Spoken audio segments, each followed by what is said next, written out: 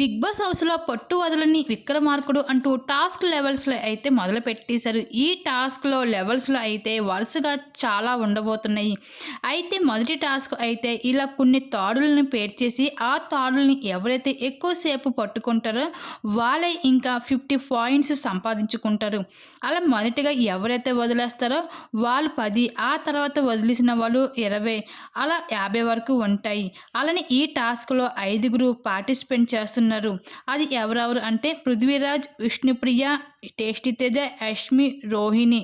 అయితే ఈ టాస్క్‌లో విష్ణుప్రియ మొదటగానే ఓడిపోతుంది. అలా తను అయితే 10 పాయింట్స్‌ని దక్కించుకుంటది. ఇంకా ఆ తర్వాత యష్మిని, ఆ తర్వాత పృథ్వీ, ఇంకా ఫైనల్‌గా అయితే రోహిణి అలానే టేస్టీ తేజ మిగులుతారు వీళ్ళిద్దరూ. ఇంకా రోహిణి చివరిగా వదిలేయడంతో టేస్టీ తేజకి 50 పాయింట్స్‌లు దక్కించుకుంటాడు. అలా ఈ టాస్క్‌లో సంచాలకుడిగా అయితే గౌతమ్ కృష్ణ అయితే వివరిస్తూ కనిపించేశాడు.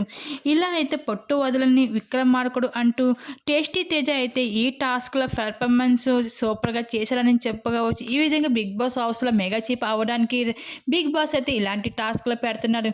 మరి ఈ వారం ఎవరు మెగా చీఫ్ అవుతే బాగుంటుందని మీరు ఎవరు అనుకుంటున్నారో, అలాగే టేస్టీ తేజ పెర్ఫార్మెన్స్ ఏ విధంగా ఉన్నదో మీ అభిప్రాయం తప్పకుండా కామెంట్ సెక్షన్‌లో షేర్ చేసుకోండి.